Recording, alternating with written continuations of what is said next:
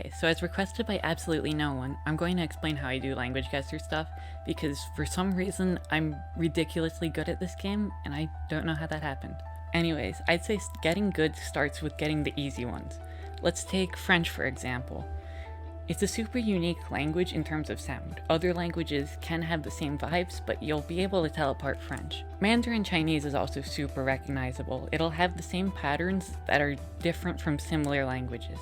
Start easy and start working your way through getting new ones by either watching videos in those languages or just playing the game a lot.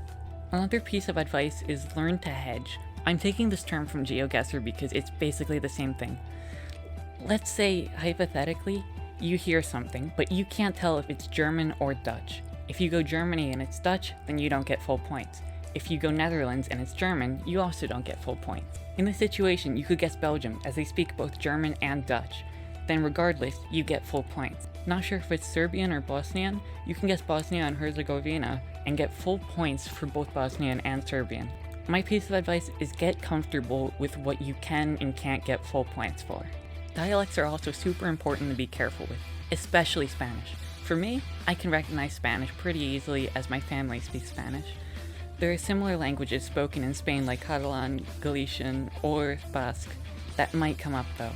When you hear Spanish, your safest guess is to guess Spain, because you'll get full points if it's Catalan or Galician or something like that, but if you guess Mexico for example, you won't get those same points because they're only spoken in Spain.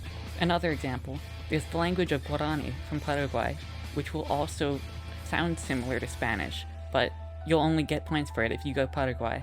You have to be careful with the Philippines. Since Spain colonized the Philippines for a long time, you'll definitely see Spanish influence on Filipino languages. For example, you'll see words that come from Spanish in Tagalog or Cebuano, but they'll sound completely different. This will apply for many languages. Languages like Breton will come up in France, and you can't go Belgium on that, because it's only spoken in France. Similarly, the UK has a lot of unique languages like Welsh, Scots, or Manx, that you can't go US because you only will get full points for the UK. Honestly, my piece of advice is only go US if you hear Hawaiian and only go New Zealand if you hear Maori, as those are indigenous languages that are only spoken in those places. One of my most important methods is to recognize patterns in my head.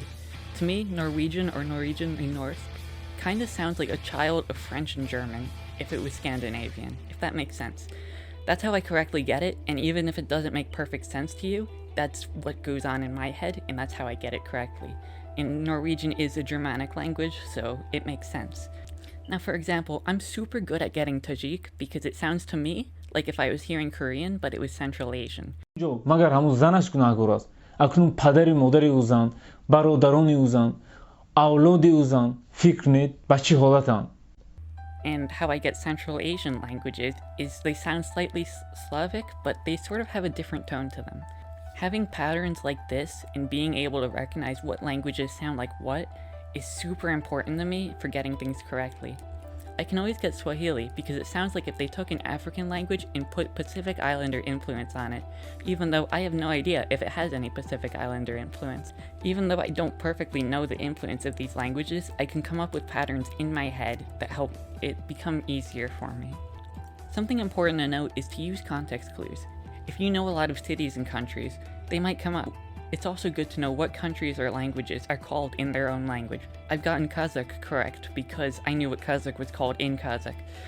Obviously this won't work all the time because people can talk about other countries, but it helps as a context clue. One more thing is to develop a good idea of the culture of each place. For example, the Maori people, which are indigenous to New Zealand, are very connected to their traditional culture. Oftentimes you'll hear what sounds like different chants or songs. You won't see it as much in English, for example. My last piece of advice is to connect with people from different backgrounds. Play with people who speak different languages that you don't. Learn from others too. I've often asked friends from different places to send videos or even songs in their language. Don't feel like you have to learn everything on your own. Once you play more, you'll start getting things on your own. This is really all my advice. Keep in mind this was made in December of 2024, so more languages might be added and things might shift a little. If you want me to post more stuff like this, let me know. I'm trying to get into content creation more. Subscribing and following me on social media would be much appreciated. Enjoy the rest of your day.